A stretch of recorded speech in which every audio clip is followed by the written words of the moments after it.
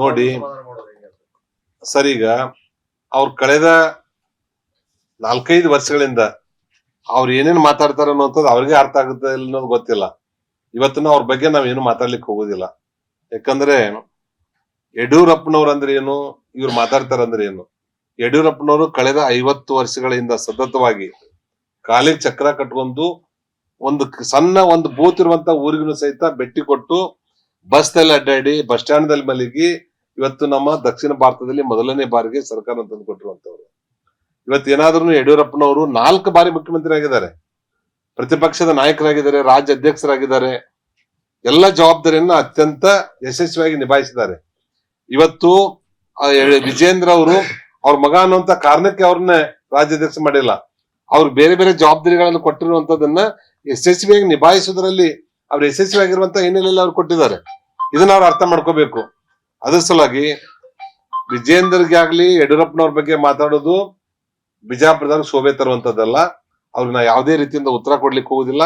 ಇವತ್ತು ಜನ ಪ್ರತಿಯೊಬ್ಬರು ಸಹಿತ ಅವ್ರು ಮಾತಾಡುವಂತದಕ್ಕೆ ಅವ್ರ ಸುತ್ತಮುತ್ತಲಿರುವಂತವ್ರಿಗೆ ನಮ್ಮನ್ನ ಆಚೆಗೆ ಬರ್ತಿದ್ದಪ್ಪ ಅನ್ನುವಂಥದ್ದನ್ನ ಈಗ ಹೇಳ್ತಾ ಇದ್ದಾರೆ.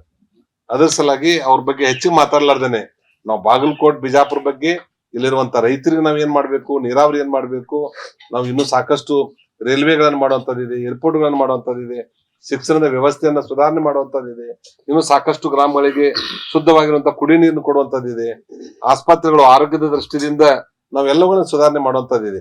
ಅದ್ರ ಕಡೆ ನಾವು ಗಮನ ಹರಿಸ್ತೀವಿ ಹೊರತು ಯಾರಾದ್ರೂ ಹಾದಿ ಬೀದಿಯಲ್ಲಿ ಹೋಗುವಂತವ್ರಿಗೆ ಮಾತಾಡ್ಕೊತ ಹೋಗಿದ್ರೆ ನಾವು ಮಾತಾಡ್ಕೊತ ಹೋಗ್ಲಿ, ಅದ್ರ ಬಗ್ಗೆ ನಾವು ಉತ್ತರ ಕೊಡುವಂತದ್ರ ಕಡೆ ಗಮನ ಇದೆ.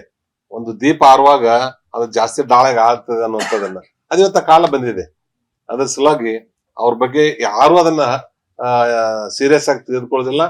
ಒಬ್ಬ ಸಣ್ಣ ಹುಡುಗ ಮಾತಾಡೋ ತರ ಮಾತಾಡ್ತಾ ಇದಾರೆ. ಅದ್ರ ಬಗ್ಗೆ ನಾ ಯಾವುದೇ ರೀತಿಯಿಂದ ಅವ್ರ ಕಮೆಂಟ್ಸ್ ಮಾಡ್ಲಾರ್ದೇನೆ ಅವ್ ಏನೇನ್ ಇನ್ನ ಎಷ್ಟು ದಿನ ಮಾತಾಡ್ತಾರೋ ಮಾತಾಡ್ಲಿ. ಅದ್ರ ಬಗ್ಗೆ ನಾನಾಗ್ಲಿ ಅಥವಾ ನಮ್ಮ ಪಕ್ಷದ ಹಿರಿಯರಾಗ್ಲಿ ಯಾರು ಮಾತಾಡಬಾರ್ದು ಅನ್ನೋಂಥದ್ದಿದೆ. ಅದ್ರ ಬಗ್ಗೆ ನಾವು ಟೋಟಲಿ ನೆಗ್ಲೆಕ್ಟ್ ಮಾಡುವಂತ ಕಡೆ ಗಮನ ಹರಿಸ್ತೀವಿ. ಅನುಕ್ಷಣದ ಸುದ್ದಿಗಳಿಗಾಗಿ ವಿಸ್ತಾರ ನ್ಯೂಸ್ ಯೂಟ್ಯೂಬ್ ಚಾನೆಲ್ ಸಬ್ಸ್ಕ್ರೈಬ್ ಮಾಡಿ. ಹೊಸ ಸುದ್ದಿಗಳ ನೋಟಿಫಿಕೇಶನ್ಗಾಗಿ ಬೆಲ್ ಐಕಾನ್ ಕ್ಲಿಕ್ ಮಾಡಿ.